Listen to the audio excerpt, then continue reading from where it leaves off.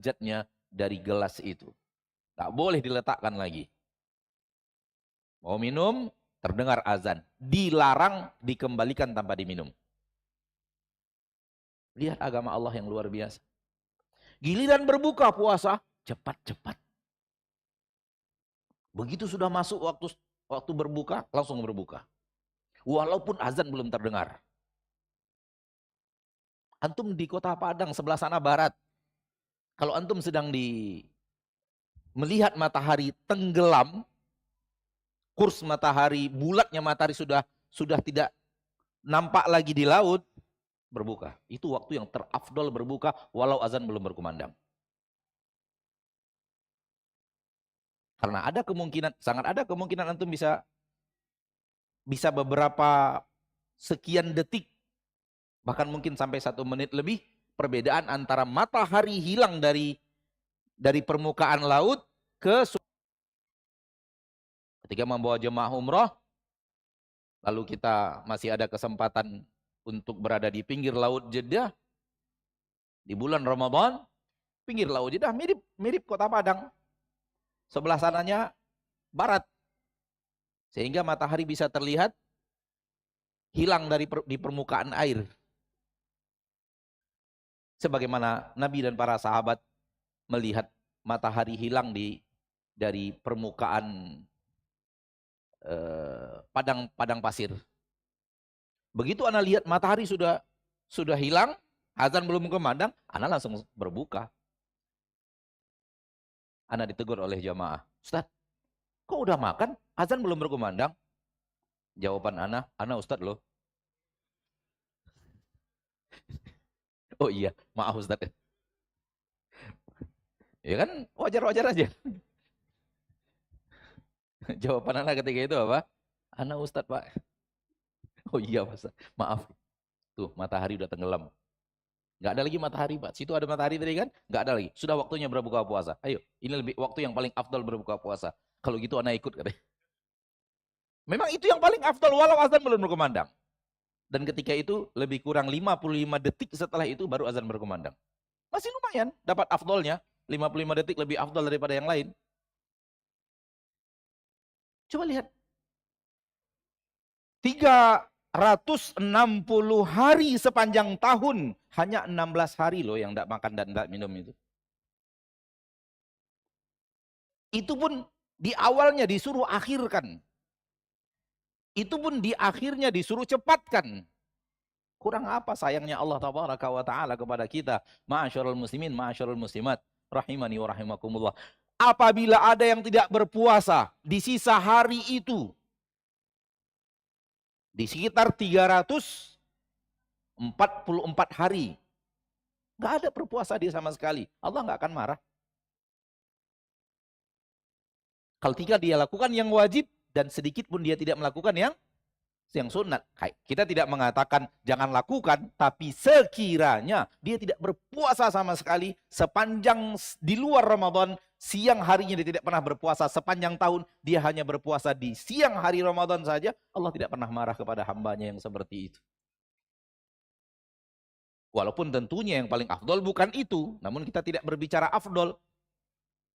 Bicara boleh atau tidak, tidak boleh. Maka bumi dan isinya Allah ciptakan untuk kita nikmati, dan lihat berapa lamanya kita diizinkan untuk menikmati. 11 bulan siang dan malam. 1 bulan malamnya saja.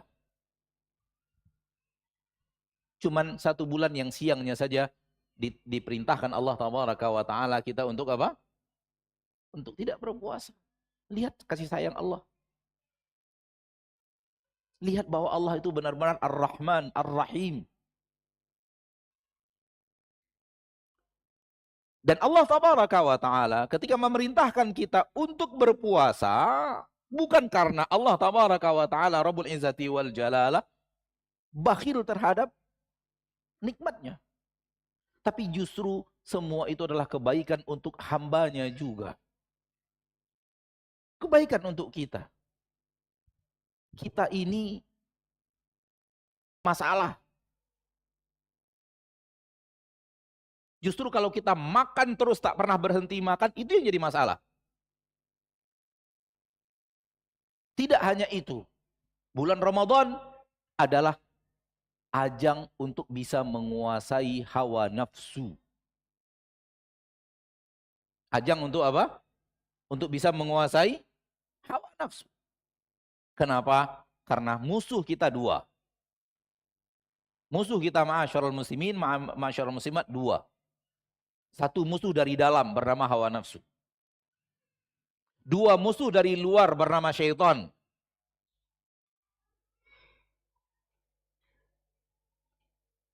Dan itu yang akan selalu menggoda kita untuk hancur. Yang itu yang selalu menggoda kita untuk melakukan kesalahan kepada Allah Sang Pencipta. Rabbul Izzati wal Jalalah. Yang kita akan pasti akan menghadap kepadanya. Dan tidak akan bisa menghindar dari berdiri di hadapan Allah untuk mempertanggungjawabkan amal kita. Namun inilah negeri ujian. Inilah negeri di mana kita diberikan oleh Allah fitnah, ibtila, dan sya'allah Allah berkehendak ada dua musuh yang selalu mengajak kita untuk melakukan kesalahan itu. Pertama, musuh dari luar bernama syaitan, iblis dan bala tentaranya. Dan yang kedua, musuh dari dalam diri kita sendiri yang selalu mengajak kepada syahwat yang dia cintai. Itulah dia hawa nafsu. Taib. Musuh yang dari luar Allah selesaikan di bulan Ramadan. Musuh dari luar apa? Sudah diselesaikan. Anda istirahat dari musuh luar. Kenapa? Rasulullah SAW bersabda, "Wasufilati syayatin." Rasul kita tercinta SAW bersabda, di bulan Ramadan syaitan-syaitan dibelenggu oleh Allah. Ada yang mengatakan belenggu maksudnya karena manusia itu lapar sehingga dia sulit untuk digoda. Para ulama menerangkan, para ahli akidah mengatakan hal-hal yang gaib harus diyakini sebagaimana teks Nabi SAW 100%.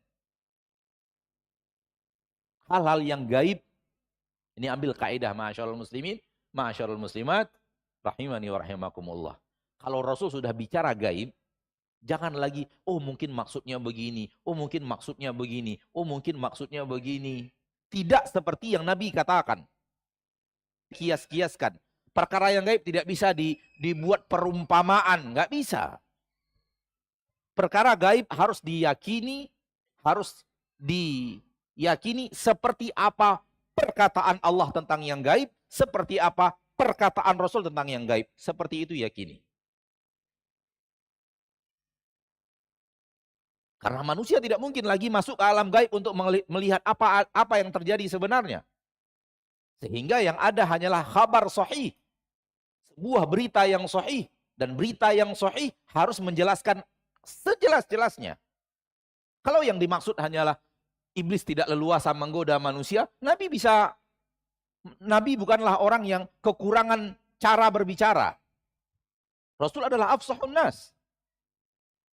Rasul adalah manusia yang paling fasih mengutarakan apa yang beliau ucapkan. Dan tidak ada yang lebih fasih dari Nabi kita tercinta Muhammad sallallahu alaihi wasallam. Kalau maksudnya hanya syaitan sulit untuk menggoda, sangat mudah bagi Nabi untuk mengatakan syaitan akan sulit untuk menggoda. Tapi Nabi tidak mengatakan itu. Syaitan dibelenggu oleh Allah. Maradatul jin, jin-jin yang ingkar, jin-jin yang selalu mengajak manusia berbuat maksiat, telah dibelenggu oleh Allah. Maknanya apa? Ya benar-benar dibelenggu. Tak ada makna selain apa yang dikatakan Nabi kita tercinta Muhammad sallallahu alaihi wasallam. Maka musuh bahagian luar sudah diselesaikan Allah. Dan ini kasih sayang Allah yang luar biasa. Tinggal satu musuh lagi. Musuh dari bahagian dalam diri kita sendiri. Apa tadi namanya?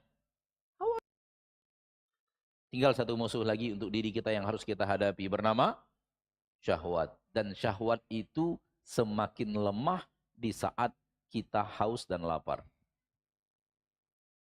Dan syahwat itu semakin lemah di saat kita haus dan lapar. Kalau antum tidak percaya, lihat hadis Nabi SAW ketika seorang pemuda sudah bisa untuk menikah, akan tetapi belum ada kemampuan untuk menikah. Perintah Nabi apa? Hah? Lalu Nabi mengatakan, kenapa harus puasa? Karena puasa itu benteng untuk, lihat, ya ma'syara asy-syabab man istata'a minkum alba'ata falyatazawwaj fa innahu aghaddu lil basar wa ahsanu lil farj. Hai sekalian pemuda, pemudi yang sudah ada kemampuan menikah. Mampu menikah. Mampu punya variasi yang berbeda-beda. Yang penting mereka mampu untuk menikah. Tidak ada lagi halangan untuk bisa menikah. Maka kemampuan, tidak ada angka tertentu, tidak ada umur tertentu, tidak ada apabila sudah balik ya, tidak ada. Yang penting mampu untuk menikah. Maka segera menikah, kata Nabi. Kemaluan, menundukkan pandangan. Faman lam yastati'. Barang siapa yang belum mampu, belum ada kemampuan untuk menikah. Pemuda, syahwatnya bergejolak. Obatnya apa? Fa'alaihi bisawm. Hendaklah dia berpuasa. Syahwat sedang bergejolak, puasa. Fa'innahu lahu wija. Karena itu adalah benteng pertahanan untuk syahwat. Menunjukkan bahwa syahwat akan ditundukkan dengan puasa. Puasa di dalamnya ada lapar dan haus. Maka syahwat manusia melemah. Bukan hilang. Melemah. Dibentengi oleh keadaan manusia yang bernama lapar dan haus. Lihat bagaimana kemuliaan yang Allah Ta'ala berikan di bulan Ramadan bagi kita untuk bisa mengalahkan hawa nafsu yang sedang lemah.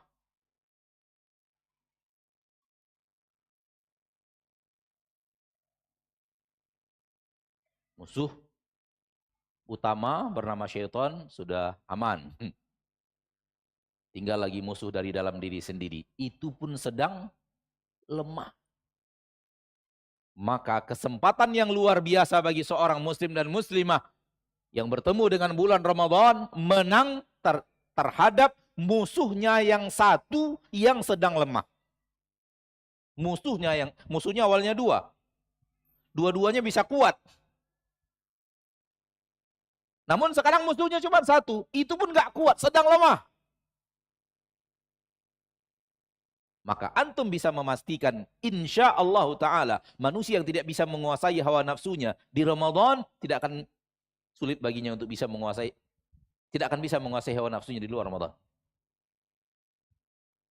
Kalau musuhnya cuma satu dan itu sedang lemah, dia tidak sanggup taklukkan. Bagaimana dia akan menaklukkan satu namun kuat? Bagaimana kalau dia menaklukkan dua yang sedang kuat? Dan ini yang diinginkan Allah Ta'ala di antara keutamaan Ramadan, di mana Anda harus berhasil untuk menaklukkan nafsu yang sedang melemah. Banyak orang mengatakan begini, Ustadz, syaitan sudah dibelenggu. Kenapa maksiat masih ada? Jawaban ana, emang maksiat semuanya dari syaitan? Tidak semua maksiat datang dari syaitan. Sebagian maksiat datang dari nafsu. Dan sebahagian maksiat datang dari syaitan yang bukan jin. Syaitan yang bukan jin. Dianya sudah syaitan. Syaitan terbagi dua. Minal jinnati wan nas. Qul a'udzu birabbin nas, malikin nas, ilahin nas, min syarril waswasil khannas, alladzi yuwaswisu fi sudurin nas. Ada dua syaitan itu. Minal jinnati wan nas. Ada syaitan jin, ada syaitan manusia yang ada di dalam hadis belenggunya. Dan itu nyata, belenggunya hanya syaitan jin. Syaitan manusia nggak dibelenggu.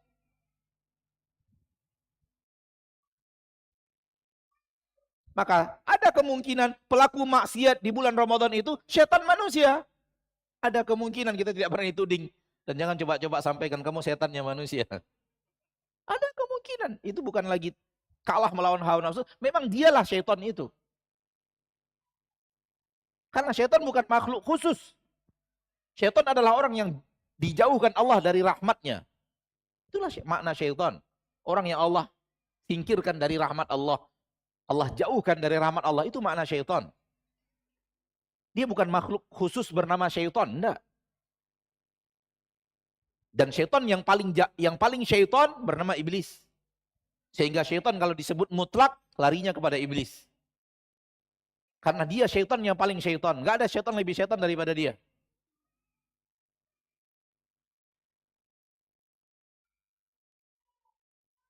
Maka maksiat apabila terjadi di dalam Ramadan, ada kemungkinan manusianya sendiri sudah syaitan. Ada kemungkinan manusia yang belum juga menang melawan nafsunya yang sedang lemah. Dua kemungkinan. Tidak semuanya berasal dari syaitan yang bernama jin. Ma'asyarul muslimin wal muslimat rahimani wa rahimakumullah. Bukankah menangnya seorang muslim, menangnya seorang muslimah melawan syaitan, menangnya seorang muslim dan muslimah melawan hawa nafsu adalah syarat mutlak untuk menjadi manusia yang diridhoi oleh Allah dan syarat mutlak untuk menjadi penduduk surga? Itu dia. Allah tabaraka wa taala sedang menginginkan engkau menang.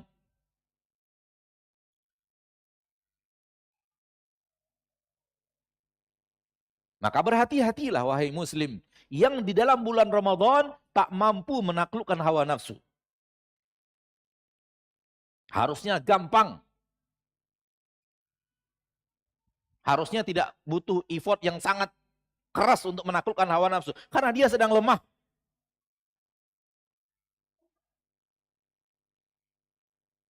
Kalau Anda masih merasa diri Anda masih ingin berbuat maksiat di dalam bulan Ramadan, buat sebuah tanda tanya besar. Sepertinya saya ini adalah orang yang sangat lemah kekuatannya melawan hawa nafsu, atau mungkin yang kedua. Na'udzubillahi min dzalik. Saya sudah benar-benar masuk ke dalam barisan orang-orang yang dijauhkan Allah dari rahmatnya.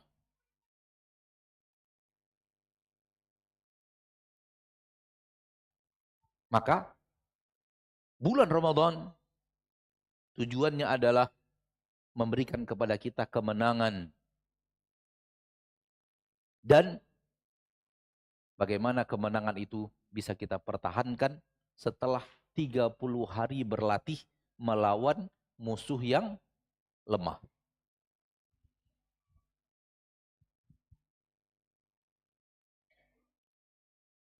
Adapun setelah musuh itu kembali kuat dengan tidak berpuasa, dan musuh yang dibelenggu sudah lepas belenggunya, maka akan ada usaha yang lebih kuat, kerja yang lebih kuat, ekstra tenaga untuk melawan hawa nafsu. Namun sudah ada modal latihan selama 30 hari.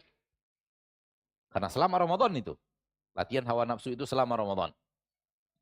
Dan di malam hari, musuh yang tadi melemah agak menguat sedikit nih. Tapi di siang hari dia melemah disebabkan tidak diberikan jatah makanan dan minuman untuknya. Dipersempit ruang geraknya di dalam diri.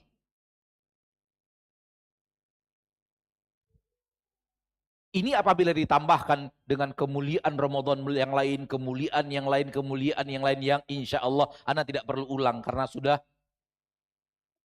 antum sudah familiar lah dengan keutamaan Ramadan. Janji Allah ampunan dosa, janji Allah di malam Lailatul Qadar, janji Allah pengampunan dari neraka, dibebaskan dari neraka di setiap malam-malam Ramadan. Walaupun Rasul yang mengucapkannya, itu adalah janji Allah, bukan janji Rasul. Rasul hanya muballigh anillah, orang yang ditugaskan menyampaikan janji-janji Allah, orang yang ditugaskan menyampaikan ancaman-ancaman Allah, apapun yang dijanjikan oleh Rasulullah SAW, janji dari Allah. Apapun yang diancamkan oleh Rasulullah SAW, ancaman yang datang dari Allah.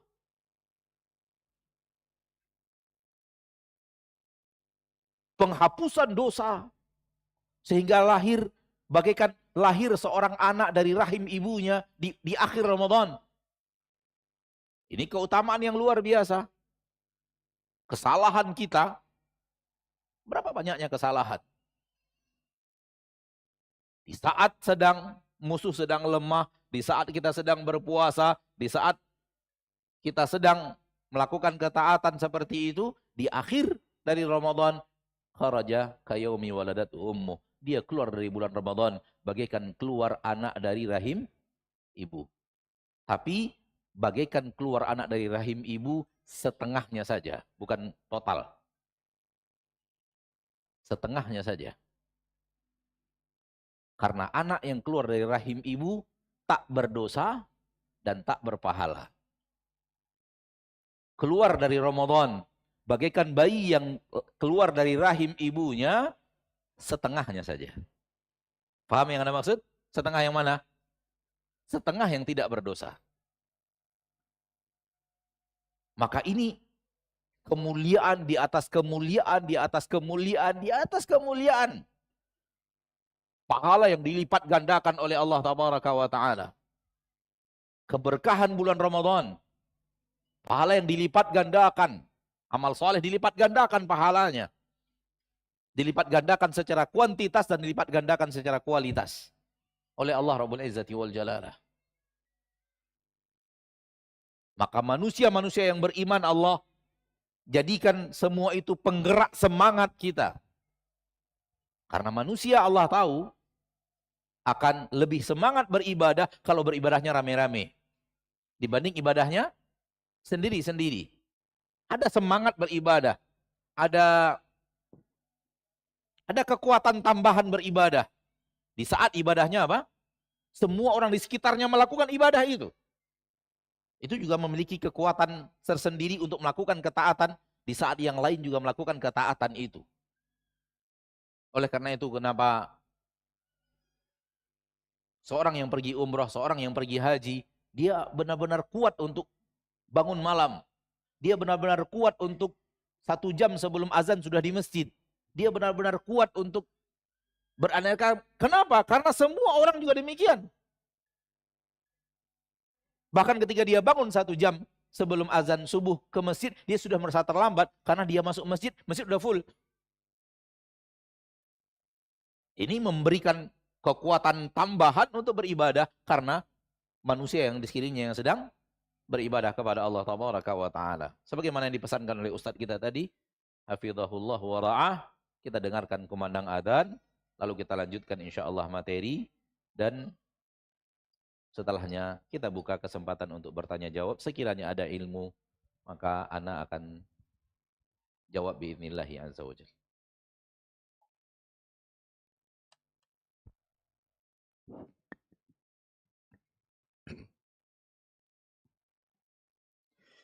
الله أكبر الله أكبر الله أكبر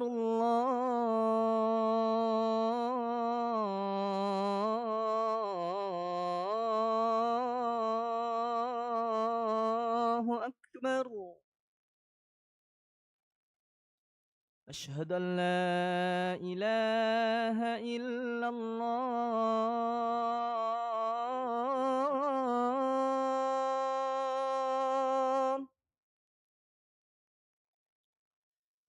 أشهد أن لا إله إلا الله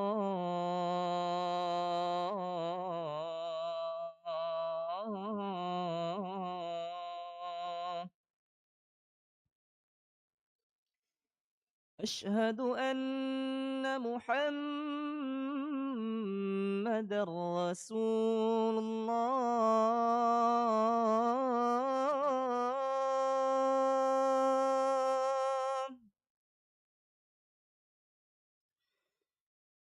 أشهد أن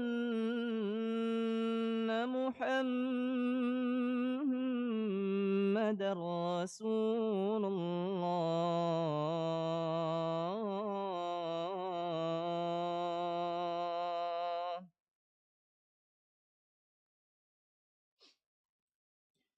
حي على الصلاة.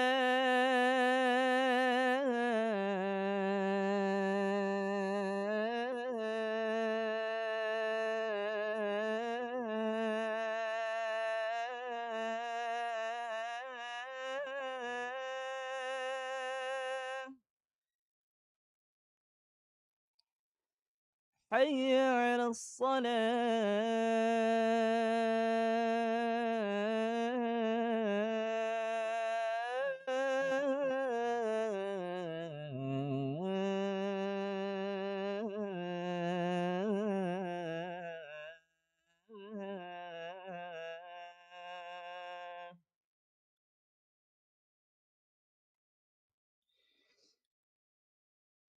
حي على الفلاح.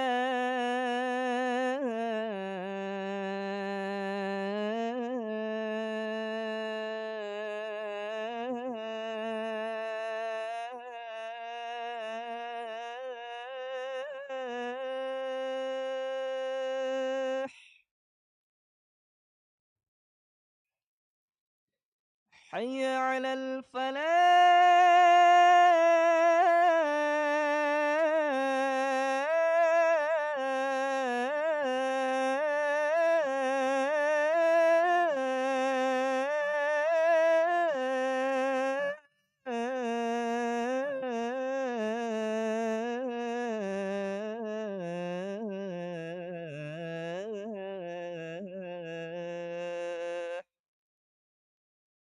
الله أكبر الله أكبر. لا إله إلا الله.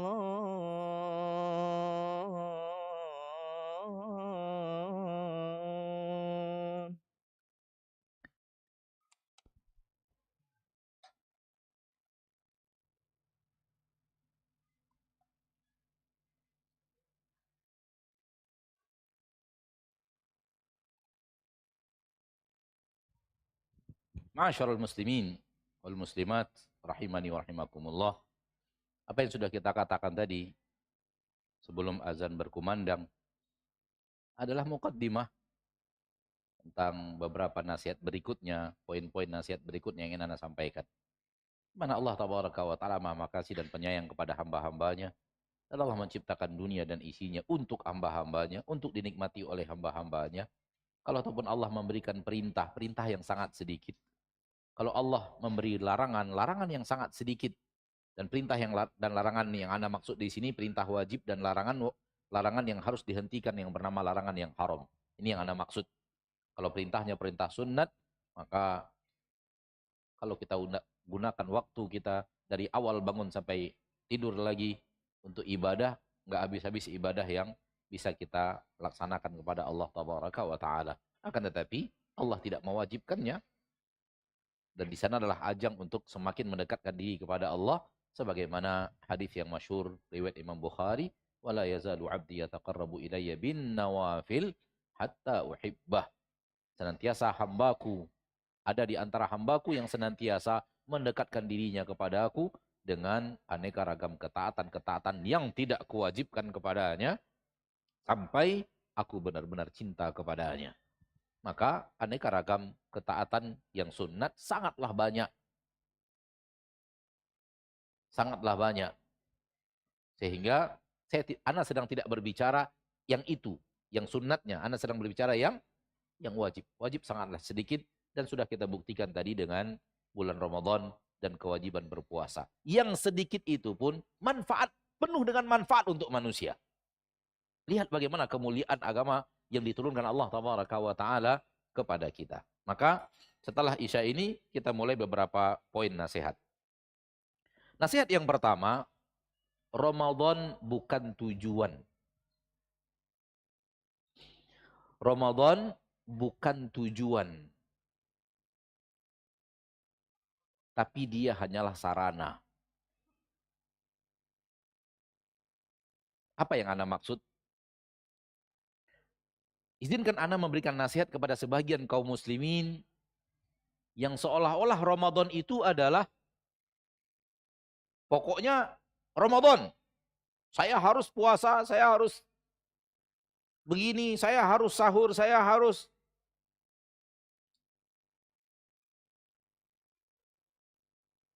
Sehingga setelah bertemu Ramadan, bertemu tujuannya, hilang Ramadan, sudah hilang, sudah habis. Ramadan bagaikan hari-hari yang lain, namun di hari spesial. Ramadan bagaikan bulan-bulan yang lain, namun dia lebih spesial saja. Dia bukan tujuan. Dia hal yang spesial untuk tujuan. Semoga difahami apa yang Anda maksud. Kalau maksudnya adalah tujuan, dia hanya sampai kepada titik lapar dan haus. Pokoknya saya harus lapar dan haus.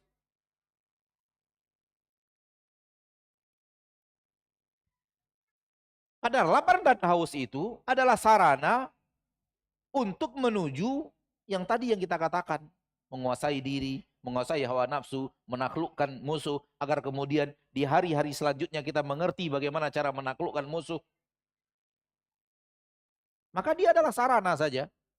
Namun sarana yang apa? Yang spesial. Allah memilih waktu, Allah memilih tempat, Allah memilih orang yang dispesialkan. Wa rabbuka yakhluqu ma yasha'u wa yakhtar.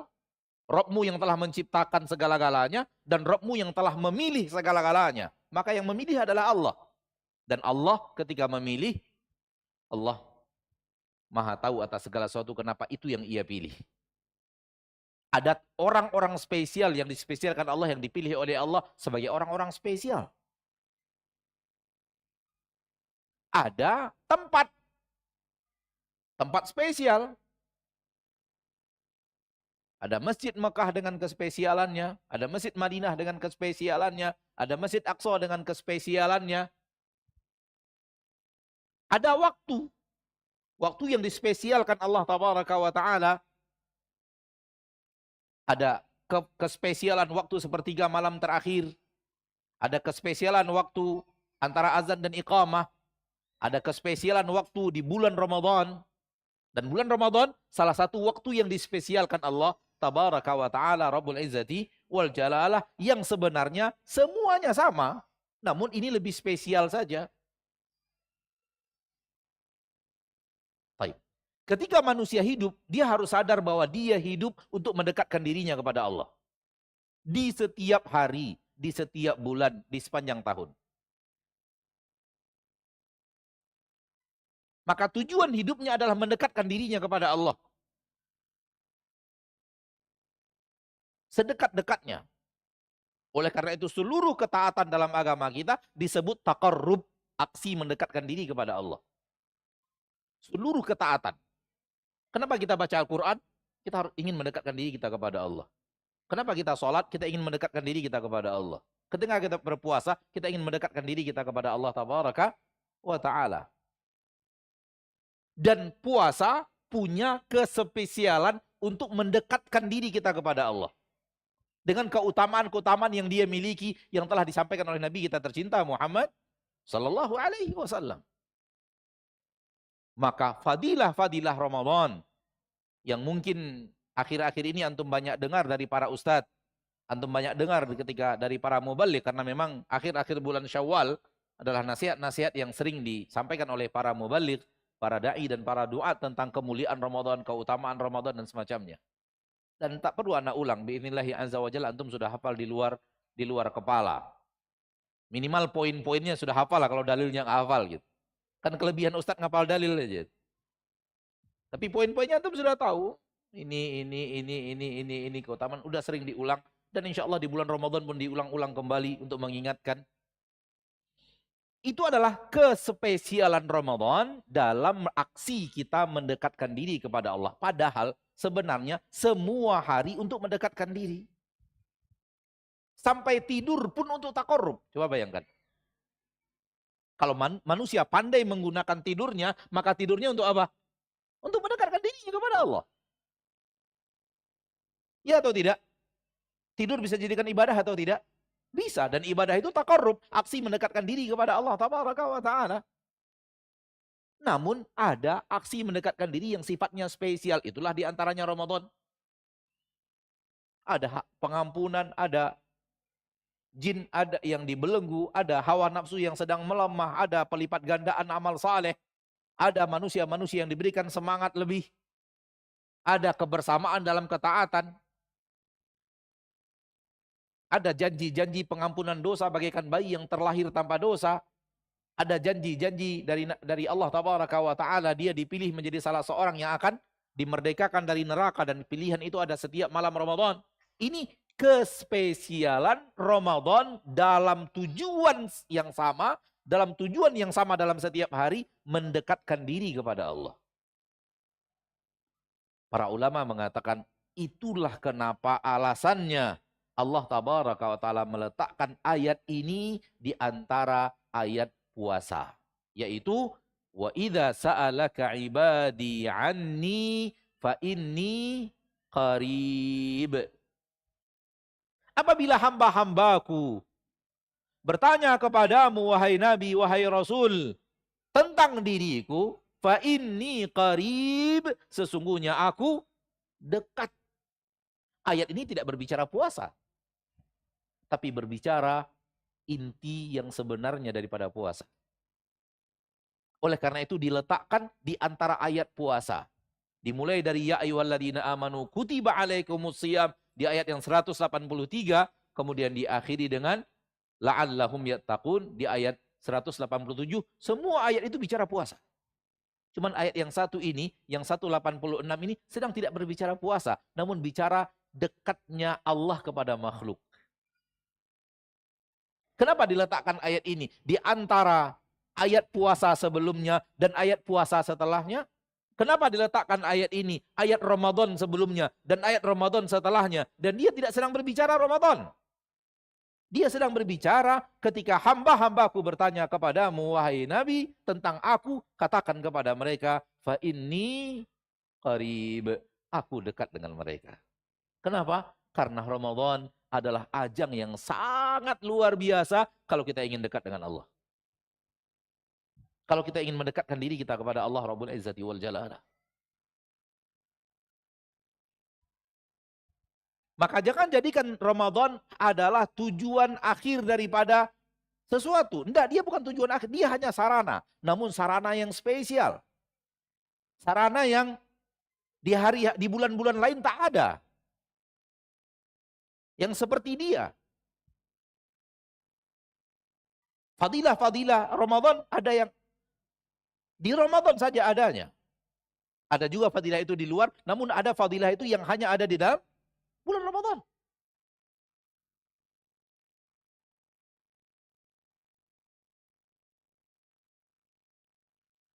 Ma'asyiral muslimin, ma'asyiral muslimat, rahimani wa rahimakumullah. Maka gunakan Ramadan yang Allah pilih sebagai hari-hari spesial untuk mendekatkan diri kepada Allah. Allah telah memilih Ramadan sebagai hari-hari spesial untuk tujuan, yaitu mendekatkan diri kepada Allah Tabaraka wa Ta'ala. Ini yang penting. Jangan sampai Ramadan itu tujuan, yaitu ingin makan, ingin tidak makan, tidak minum, ingin sholat. Selesai sholat, selesai Ramadan, sudah selesai tujuannya, balik ke acara awal. Acara yang tidak diizinkan syariat. Karena dia sudah sampai ke tujuannya sudah pergi, dia pun hilang daripada Ramadan itu dan hilang ketaatannya. Tidak demikian. Hari-hari sebenarnya semuanya adalah hari-hari tujuan. Hari-hari melangkah kepada Allah, mendekat kepada Allah dengan aneka ragam ketaatan. Namun yang di Ramadan ini adalah hal yang spesial. Kalau hari-hari biasa kita naik kendaraan yang mungkin ngebutnya hanya bisa maksimal 40-60 km per jam, di bulan Ramadan kilometernya cepat. 100, 130, 140 km per jam kendaraannya. Ini hanya sebagai permisalan, kalau andai kita memahami apa yang Anda maksud, dia adalah sarana kendaraan yang kita gunakan untuk mendekatkan diri kita kepada Allah Tabaraka wa Ta'ala. Dan dipilih oleh Allah Ramadan menjadi hari-hari yang spesial untuk itu. Maka Allah telah menciptakan dan Allah yang memilih. Maka Allah memilih bulan apa? Ramadan. Ini nasihat yang pertama. Nasihat yang kedua, Allah yang menciptakan dan Allah juga memilih. Namun di poin ini yang ingin Anda sampaikan, ketika kita bertemu dengan Ramadan, maka Allah telah memilih kita untuk bertemu Ramadan. Maka kita wajib bersyukur. Karena ketika Allah memilih,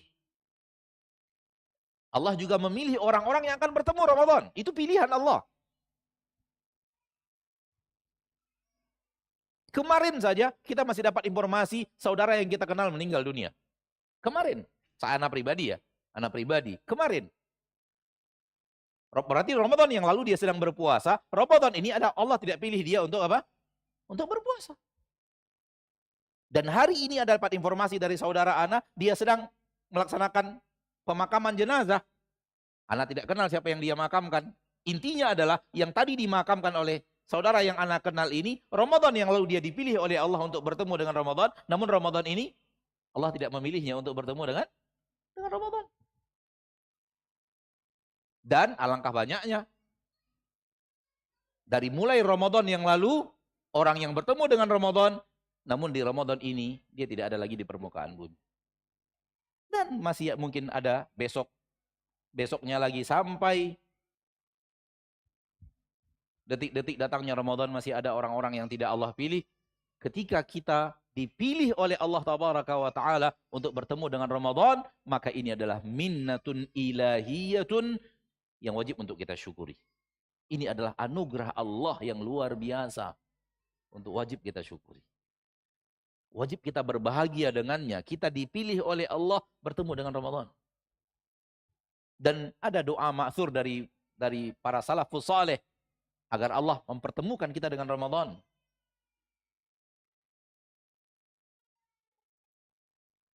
Ma'asyarul muslimin, namun yang ingin Anda sampaikan, bergembiralah, berbahagialah, bersyukurlah apabila Anda ternyata dipilih oleh Allah untuk bertemu dengan bulan pilihan Allah. Dan syukur itu adalah dengan memperbanyak ketaatan dan ketaatan dan ketaatan untuk melakukan apa yang diinginkan Allah Tabaraka wa Ta'ala, apa yang disyariatkan Rasulullah Sallallahu Alaihi Wasallam. Maka bab pilihan Allah dalam ini, pilihan untuk bulannya karena bulannya spesial, dan pilihan untuk manusianya.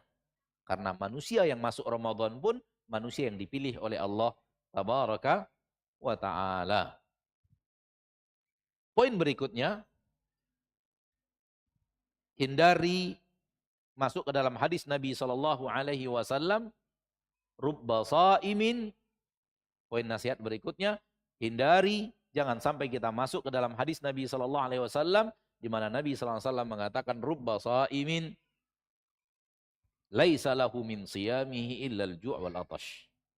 Boleh jadi ada seorang yang berpuasa, tidak ada untuknya puasanya kecuali hanya lapar dan haus.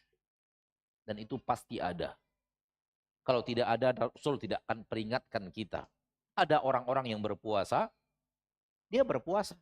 Akan tetapi, yang dia dapatkan dari puasanya hanyalah dapat laparnya saja, hanyalah dapat apa? Hausnya saja. Dia nggak dapat apa-apa selain lapar dan haus.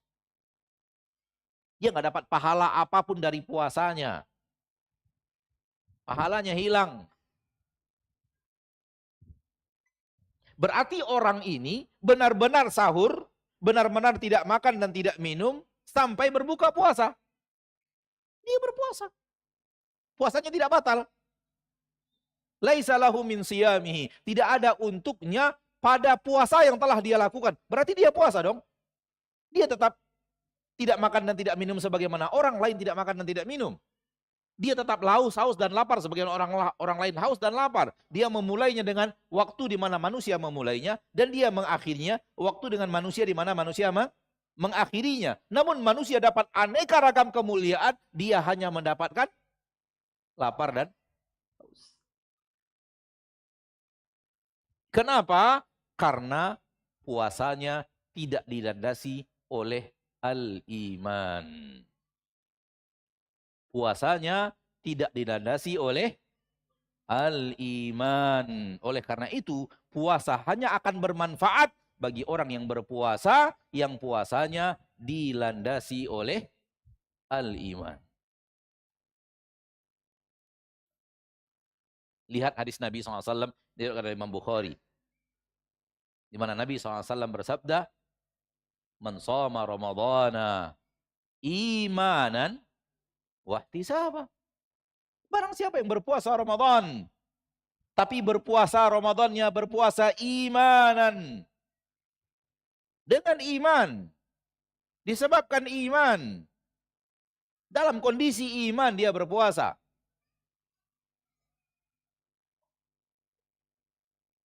Wahtisaban, dia sangat berharap ini diterima oleh Allah Tabaraka wa Ta'ala.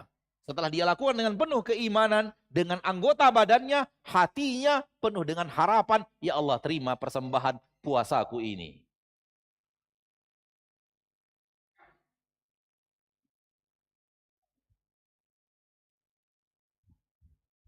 Sementara dia puasanya tidak di atas iman. Dan inilah kenapa ketika menyuruh kita berpuasa, ketika Allah mewajibkan kita berpuasa, Allah memanggil, ya ayyuhalladzina amanu.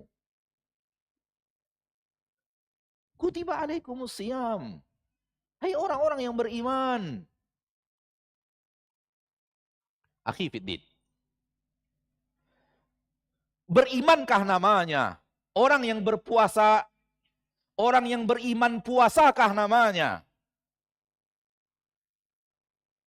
Orang yang sedang berpuasa tetap melakukan transaksi riba. Apakah ini orang yang beriman yang sedang berpuasa? Apakah ini orang yang beriman yang sedang berpuasa? Riba tetap dia kerjakan. Tanda tangan riba tetap dia laksanakan. Sedang tidak makan, tidak minum ini. Namun, tanda tangan riba. Pinjaman riba.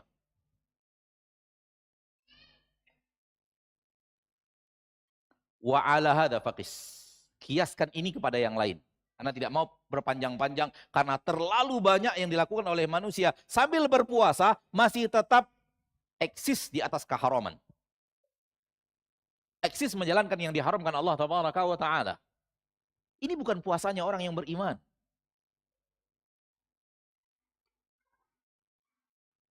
Yang diinginkan Allah Tabaraka wa Ta'ala puasanya siapa?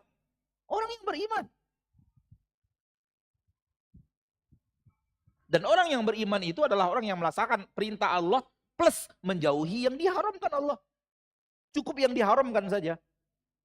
Itulah sudah masuk dalam barisan orang-orang yang beriman. Kalau tidak, masuk dalam barisan orang-orang fasik. Masuk dalam barisan orang-orang zalim. Bukan barisan orang yang beriman.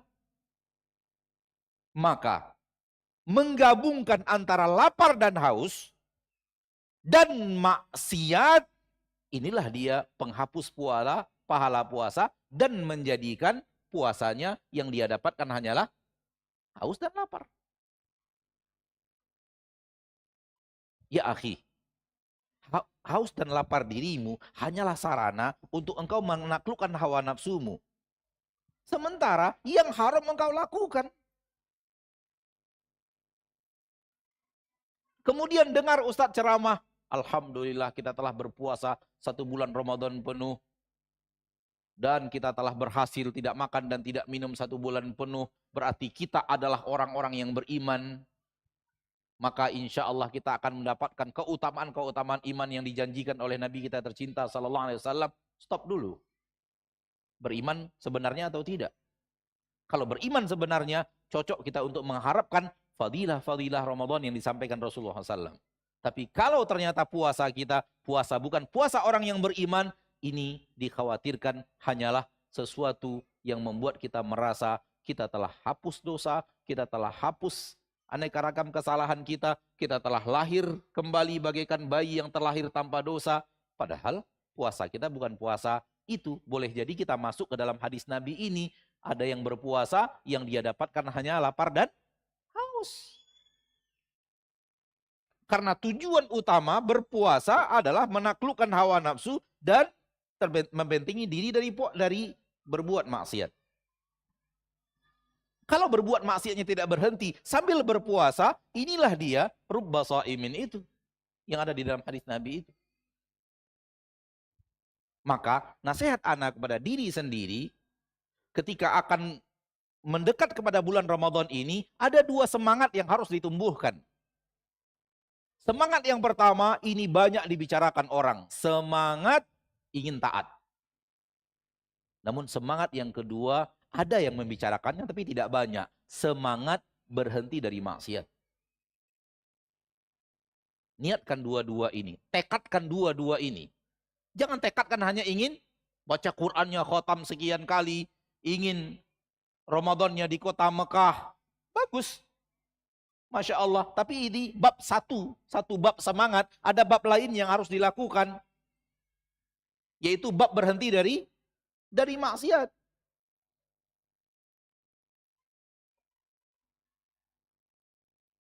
Karena bab berhenti dari maksiat ini apabila tidak dikerjakan, yang dikerjakan hanya bab melakukan ketaatannya saja, kemudian bab berhenti dari maksiat ini dikhawatirkan kita bukan orang-orang yang beriman. Kalau bukan orang yang beriman, dikhawatirkan fadilah-fadilah puasa yang tadi dijanjikan Allah melalui Rasul tercinta, kita tak dapat. Karena nas tegas dari Nabi SAW, man shama ramadhana, syaratnya imanan. Kalau tidak iman, boleh jadi masuknya, kita khawatirkan untuk diri kita, masuknya ke dalam rubba shaimin. Maka saudaraku, saudariku, hadirin wal hadirat, wal musyahidin wal musyahidat, tumbuhkan dua semangat. Siapkan dua semangat. Siapkan dua tekad. Dan kalau dua tekad ini kita benar-benar kita lakukan, harapannya kita benar-benar orang yang beriman yang sedang berpuasa. Benar-benar orang yang beriman yang sedang qiyam Ramadan. Benar-benar orang yang beriman di malam Lailatul Qadar.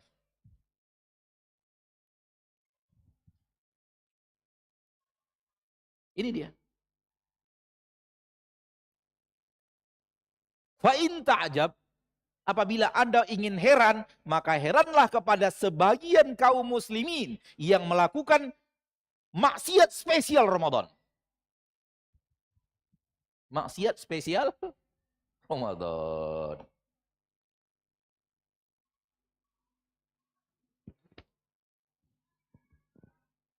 Mau dikatakan apa untuk orang-orang seperti ini? Maksiat seperti itu hanya dia lakukan di dalam bulan Ramadan.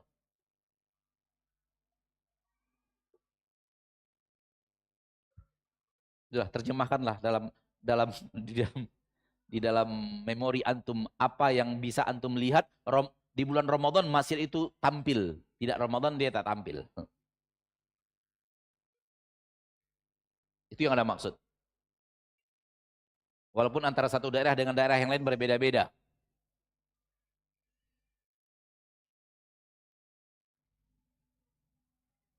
Coba lihat hadis Nabi SAW tentang beberapa keutamaan Ramadan.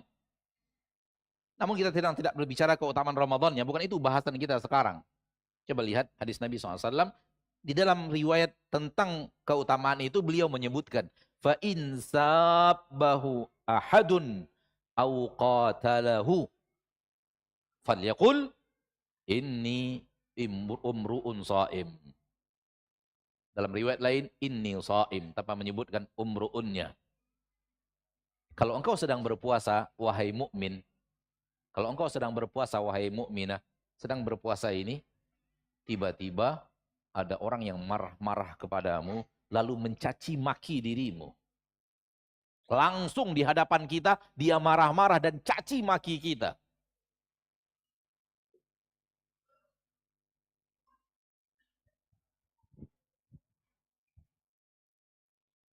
Apa perasaan seorang manusia kalau langsung di hadapan dia orang langsung caci maki dia? Apa perasaan seorang manusia?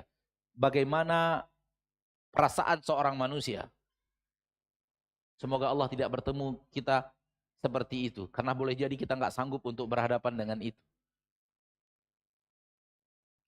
Anak pribadi mungkin ya, kalau caci maki orang masih terdengar dalam bentuk kabar dari orang lain. Ustadz si Anu caci maki antum, dia mengatakan antum begini, antum begitu. Si Anu mengatakan tentang antum, berarti kan datangnya dari orang lain nih. Ini masih hati ini ada gejolak juga sih, tapi antum bisa bayangkan nggak kalau kita langsung orang itu ngomong ke kita, apa yang dinukilkan tadi, langsung orang tersebut datang dan menyebutkan itu di depan kita. Tahu bagaimana rasanya menguasai hati? Beratnya rasanya untuk menguasai emosi. Berat kan? Tapi kata Nabi, ingat kamu sedang berpuasa. Ingat kamu sedang berpuasa. Dan jangan balas caciannya dengan cacian yang sama, walaupun boleh. Di hari lain boleh. Di saat engkau tidak berpuasa masih boleh. Namun engkau sedang berpuasa, keadaanmu berbeda wahai muslim. Dirimu sedang berpuasa, dirimu sedang haus dan lapar dalam ibadah ketaatan yang engkau ingin mendekatkan dirimu kepada Allah. Kata Nabi, jangan balas cacian dengan cacian yang sama, walau itu awalnya boleh, namun engkau sedang berpuasa. Cukup katakan kepadanya, saya sedang berpuasa. Ini bukan kalimat, ini kemampuan menguasai diri untuk tidak marah dan emosi, lalu mengucapkan kata yang tidak pantas untuk orang yang beriman yang sedang berpuasa. Orang yang beriman yang sedang berpuasa. Wallahi, semoga Allah tidak berikan kepada kita ujian seberat itu ketika kita sedang berpuasa.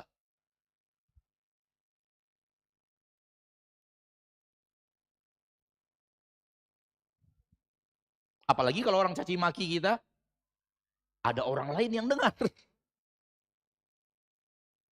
Itu lebih berat lagi. Kalau caci maki langsung saya sudah berat, walaupun hanya face to face, dia dan kita yang ada itu udah berat. Itu lebih berat daripada nukilan dari orang lain. Apalagi kalau sudah face to face, dari wajah dia langsung ke wajah kita dengar langsung, ada orang-orang lain di samping kita. Banyak pula orangnya misalnya. Murid-murid kita pula lagi. Makin berat itu untuk bisa menguasai hati dan tetap menjadikan engkau orang mukmin yang sedang berpuasa. Janganlah Deni. Mau ke depannya nama kamu buruk, mau ke depannya orang nanti mengatakan engkau begini, engkau begitu, dia menyebarkan fitnah, jangan lawan. Cukup sampaikan kepadanya, maaf saya sedang berpuasa, saya tidak bisa melakukan apa-apa, saya sedang berpuasa.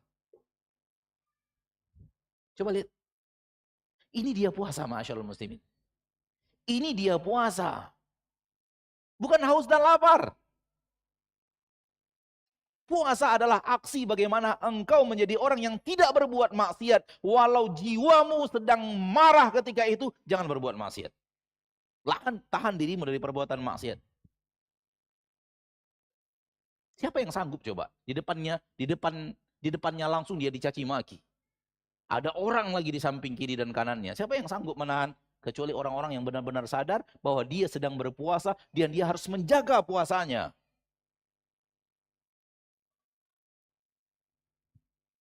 Dan ini perintah dari Nabi SAW tadi di dalam hadis-hadis tentang keutamaan puasa.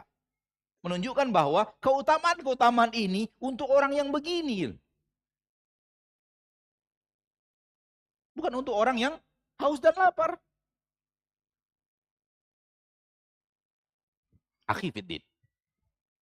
Jus mangga enak gak? Enak gak? Diperintahkan Allah makan gak minum gak dalam Al-Quran? Diperintahkan makan dan minum kan? Kulu mimma fil ardi halalan thayyibah. Buah mangga enak, manis. Sehat nggak? Sehat. Nasi enak nggak? Enak. Halal nggak? Thayyiban tidak? Dibutuhkan tubuh atau tidak? Kalau itu saja sudah Allah haramkan di siang Ramadan, bagaimana dengan maksiat? Kalau yang Allah halalkan di luar Ramadan, bahkan Allah perintahkan untuk makan dan minum di luar Ramadan, semua itu Allah haramkan di bulan Ramadan. Apa nasib maksiat yang diharamkan di luar Ramadan ketika dia sedang berada di dalam Ramadan?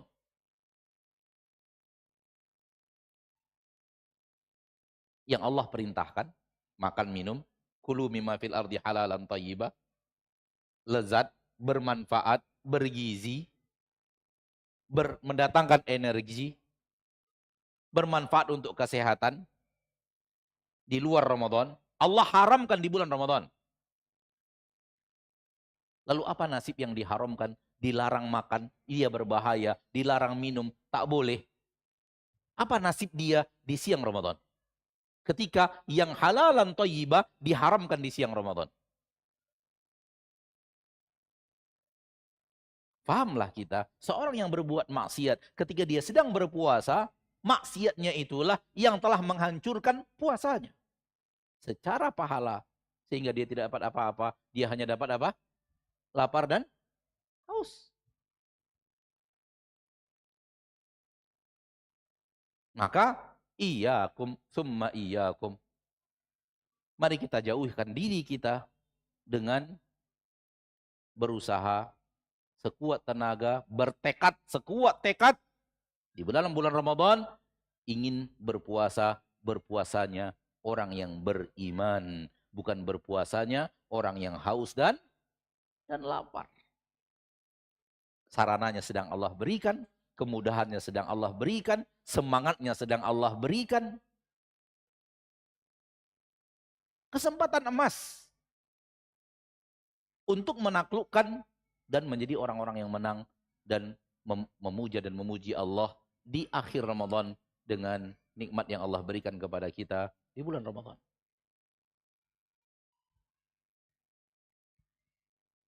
Dan kalau ini kita lakukan, maka sangat layak kita minta kepada Allah, sangat layak kita minta kepada Allah Tabaraka wa Ta'ala doa-doa kita agar kita dimasukkan ke dalam salah seorang yang dikatakan oleh Rasulullah SAW mendapatkan keutamaan-keutamaan yang dijanjikan oleh Allah melalui lisan Rasulullah Sallallahu Alaihi Wasallam.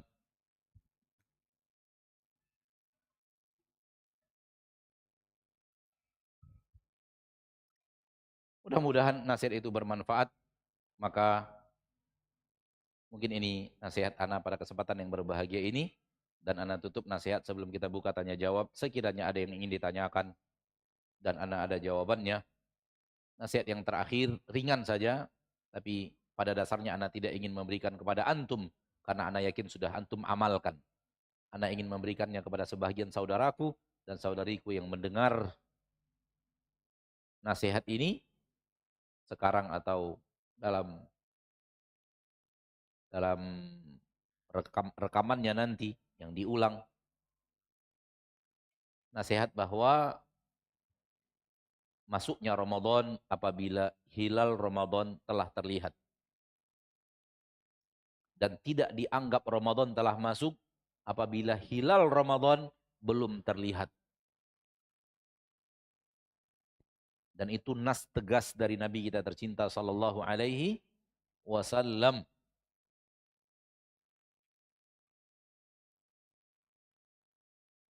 Orang yang sudah melihat hilal Ramadan, pada dasarnya diwajibkan bagi dia untuk berpuasa. Namun ternyata kalau pemimpinnya mengatakan besok masih istiqmal Sya'ban 30, Ramadan lusa, karena besok masih Syawal, masih Sya'ban 30, maka para ulama memerintahkan dia berpuasa diam-diam. Lihat, orang yang benar-benar tidak ragu, dia telah melihat apa? Dia telah melihat hilal. Maka sudah wajib baginya. Idza ra'aitumuhu fasumu, idza ra'aitumuhu fa'aftiru. Kalau engkau melihat hilal Ramadan, engkau berpuasa. Kalau engkau melihat hilal Syawal, engkau berbuka. Tak boleh lagi puasa karena hilal Syawal sudah kelihatan. Namun orang ini melihat dan persaksiannya tidak diterima dan dia yakin telah melihat hilal.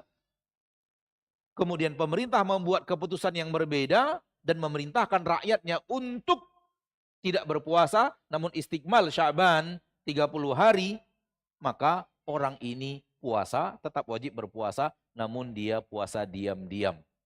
Hal yang sama kalau dia melihat hilal Syawal. Benar-benar tidak ragu dia bahwa dia melihat hilal Syawal. Tak ada keraguan sedikit pun. Dan pemerintah ternyata memberikan keputusan istiqmal Ramadan menjadi 30. Maka tidak boleh baginya untuk berpuasa. Dia harus berbuka puasa karena dia telah melihat hilal. Namun dia tidak boleh berbuka puasa terang-terangan. Dia harus berbuka puasanya apa? Diam-diam untuk menjaga persatuan kaum muslimin. Oleh karena itu, nasihat ana kepada sebahagian saudara-saudariku di sana yang mentang-mentang negara kita negara bebas berpendapat asal tidak merugikan orang lain, itu bukan berarti engkau bebas berpendapat untuk membuat pernyataan yang menyelisih pernyataan pemerintah. Dan alhamdulillah pemerintah kita masih berpegang di atas ru'yat hilal. Alhamdulillah. Alhamdulillah. Ini nasihat ringan saja bagi sebagian saudara-saudariku di sana yang masih bergejolak di otaknya bahwa dalam perhitungannya seharusnya begini-begini, hilal itu telah ada, namun tak terlihat saja, tapi dia sudah ada. Kalau dia sudah ada berarti harusnya berpuasa, karena hilal itu sudah ada, namun karena jaraknya cuma segini-segini, mata biasa tak mampu melihatnya, dan semacamnya, semua itu sudah ada dalam ilmu Allah. Namun kepada syariat Allah, Allah turunkan, idza ra'aitumuhu fasumu, wa idza ra'aitumuhu fa'aftiru, fa in ghumma 'alaikum fa akmilul iddata 30. Ini wahyu dari Allah melalui Rasulullah. Kalau nampak hilal, baru kemudian berpuasa. Nampak hilal, baru kemudian berbuka puasa, yaitu Syawal, Idul Fitri. Kalau tidak nampak, maka genapkan bilangan menjadi 30. Yakum, hati-hati, hati-hati, hati-hati, dan hati-hati. Ustadz, ada kemungkinan mereka berdusta. Ada kemungkinan mereka berdusta. Urusan mereka dengan Allah, bukan urusan Anda. Urusan mereka dengan Allah, bukan urusan Anda. Anda ditipu, urusan mereka dengan Allah, bukan urusan Anda. Anda menjalankan perintah Allah Tabaraka wa Ta'ala dari Nabi kita tercinta Muhammad Sallallahu Alaihi Wasallam. Itu pun baru kemungkinan, itu pun baru tudingan, itu pun baru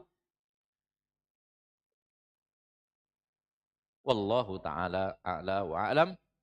Berikutnya kita isi dengan tanya jawab sampai waktu yang dimudahkan Allah Subhanahu wa Ta'ala. Sekiranya ada pertanyaan yang ana ada ilmunya, kalau tidak maka ana akan katakan Allahu a'lam bissawab. Allahu a'lam, dan silakan bertanya kepada para ustadz yang lebih ahli dan lebih berilmu. Wassallallahu wasallam ala abdi wa rasulih. Silakan dengan pertanyaannya.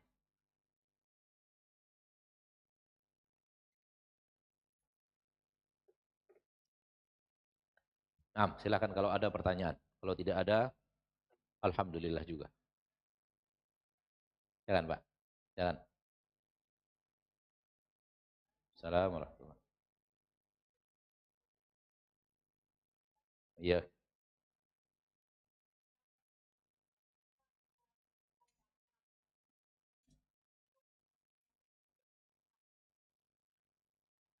ulangi.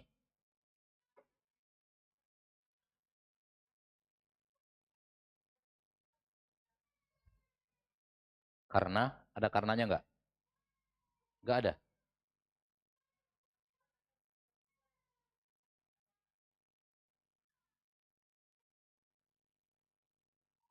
Bagaimana kita mengingat kematian agar meluruskan bagaimana makna mengingat kematian agar agar meluruskan tujuan penciptaan hidup kita mendekat kepada Allah. Nggak ada karenanya ya. Ada orang yang mengingat kematian, tapi hasilnya positif. Ada orang yang mengingat kematian, hasilnya negatif. Ada yang hasilnya positif dan ada yang hasilnya negatif. Mengingat kematian itu ada dua. Ada mengingat kematian, hasilnya positif. Ada mengingat kematian, hasilnya negatif. Maka yang benar dalam mengingat kematian, yang mendatangkan hasil positif. Ketika kita sadar bahwa kita ingat bahwa kita pasti akan mati, maka kita tidak mau melakukan maksiat ini. Walau menjanjikan. Karena sebanyak apapun kita akan tinggalkan, kita akan mati, kita akan meninggalkan harta ini yang dijanjikan orang ini. Maka ini mengingat kematian yang hasilnya apa? Positif. Kita berani menolak maksiat walaupun menjanjikan karena kita ingat kematian. Bisa dipahami? Ingat kematian, nih hasilnya positif. Saya dulu sudah banyak berbuat maksiat, saya pasti akan mati. Saatnya saya tobat. Kapan lagi saya tobat? Kematian sudah pasti mendekat. Akhirnya dengan ingat kematian, dia semangat untuk taubat. Hasilnya apa? Positif. Hasilnya mendekatkan diri kepada Allah Tabaraka wa Ta'ala. Maka ini dia mengingat kematian yang diperintahkan Allah Tabaraka wa Ta'ala, diperintahkan oleh Nabi kita tercinta Sallallahu Alaihi Wasallam dalam hadis beliau, "Aktsiru min dzikri hadimil ladzat." Perbanyak oleh kalian selalu mengingat pemutus kelezatan.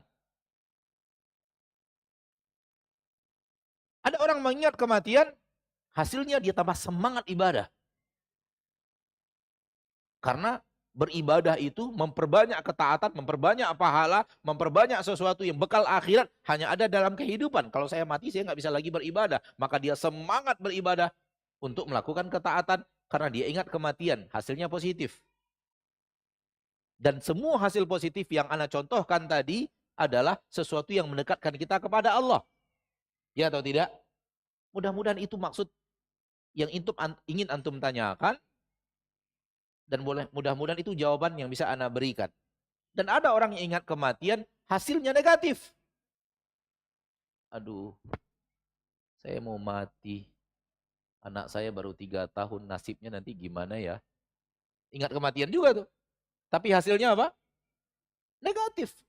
Dia mencemaskan kehidupan anaknya. Dia mencemaskan rezeki anaknya. Dia mengkhawatirkan anaknya nanti.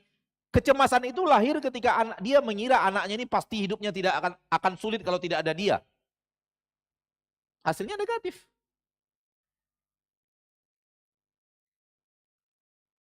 Karena disebabkan hasil yang negatif itu, mulai dia asuransikan. Dia simpan hartanya untuk anak. Masuk asuransi yang sifatnya judi. Negatif juga jadinya.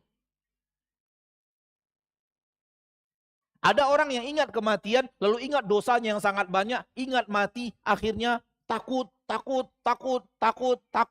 Negatif juga jadinya.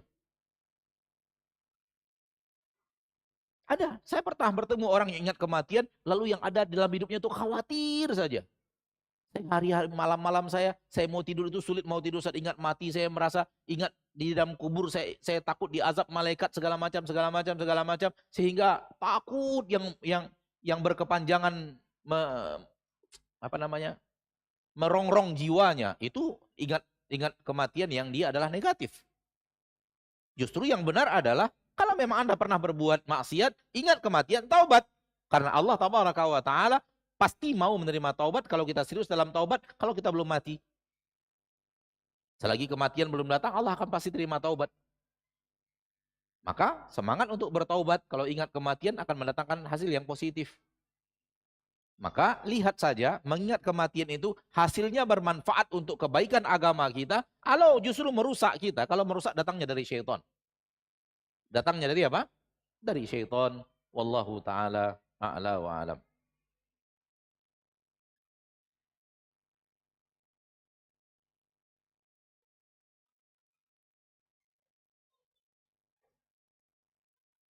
Ustaz, bagaimana hukumnya ketika di dalam mulut kita masih ada sisa makanan? Apakah puasa kita batal, Ustadz?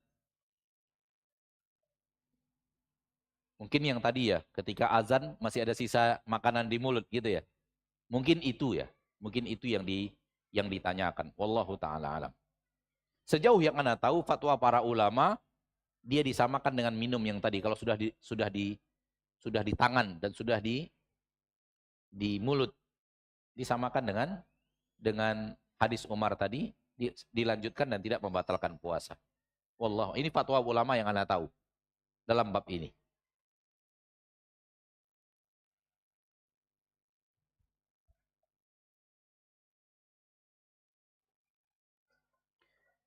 Apakah ada solusi agar Allah memberikan hidayah taufik kepada kita untuk memaksimalkan Ramadan dan setelah Ramadan kita semakin taat? Kalau hidayah taufik yang antum maksud, maka semua itu di tangan Allah.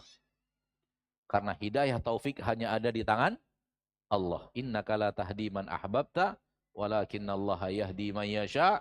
Ini perbedaan hidayah taufik dengan hidayah yang bukan taufik. Karena hidayah taufik hanya di tangan Allah. Allah yang memberikan hidayah taufik.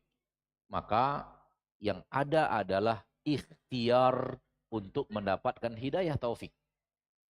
Yang ada hanyalah apa? Ikhtiar. Kemampuan kita ikhtiar. Hidayah taufik kita tidak ada cara untuk itu. Untuk pasti untuk mendapatkannya itu tidak ada. Yang ada adalah ikhtiar kita untuk mendapatkan hidayah taufik. Dan Allah tabaraka wa ta'ala maha pengasih dan penyayang. Kalau dilihatnya semangat kita benar, jalan kita lurus, hati kita bersih, kita bertaubat, kita benar-benar berusaha berpuasa dalam puasanya orang yang beriman, kita benar-benar melakukan aneka ragam hal yang dicintai Allah dan benar-benar berusaha lari dari aneka ragam yang dimurkai Allah tabaraka wa ta'ala, maka Allah tabaraka wa ta'ala maha pengasih dan penyayang. Dan ketahuilah Allah lebih ingin dekat kepadamu dibanding engkau lebih ingin dekat kepada Allah. Maka berhusnuzon. Setelah berikhtiar maksimal, lakukan husnuzon, dan tidak ada selain itu. Maka tidak ada cara untuk dapat hidayah taufik, yang ada hanyalah ikhtiar dan hasilnya di tangan Allah. Dan ketahuilah Allah lebih ingin mendekatkan dirinya kepada engkau dibanding engkau ingin mendekatkan diri kepada Allah. Lihat hadis Nabi SAW, apabila hambaku mendekatkan, hadis Nabi, hadis Qudsi dari Nabi SAW, Allah berfirman, apabila hambaku mendekatkan kepada dirinya kepadaku satu jengkal, aku mendekat satu hasta. Kalau dia mendekat kepadaku satu hasta, aku mendekat ba'an, satu depah.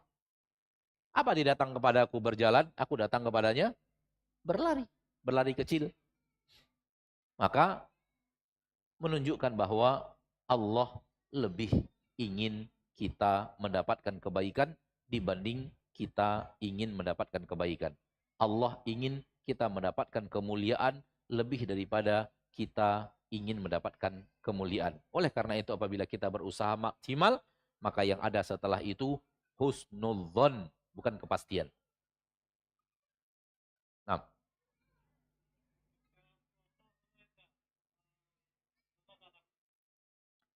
apakah boleh kita donor darah di saat kita sedang berpuasa? Sejauh yang ana tahu, wallahu ta'ala alam, yang membatalkan puasa itu adalah apa yang masuk, bukan apa yang keluar. Apa yang masuk, bukan apa yang keluar. Namun, lebih baik berjaga-jaga untuk tidak melakukan itu karena ada khilaf di kalangan para ulama dalam bab itu. Namun, pendapat wallahu alam bahwa itu tidak membatalkan puasa lebih kuat. Namun, karena ada khilaf di dalamnya, tinggalkan selama bulan Ramadan di siang hari ketika kita sedang berpuasa. Sampai di sini pertemuan kita pada kesempatan yang berbahagia ini. Semoga Allah tabaraka wa ta'ala Rabbul Izzati wal Jalalah wa Rabbul Jabaruti wal Malakuti wal Kibriyai wal Azamah menjadikan kita orang yang mengerti apa itu Ramadan dan apa yang harus kita lakukan di dalam Ramadan. Mudah-mudahan dengannya timbul semangat menggebu-gebu untuk taat sembari semangat menggebu-gebu untuk tidak menghancurkan pahala ketaatan itu. Subhanakallahumma wa bihamdika asyhadu an la ilaha illa anta astaghfiruka wa atubu ilaik. Assalamualaikum warahmatullahi wabarakatuh.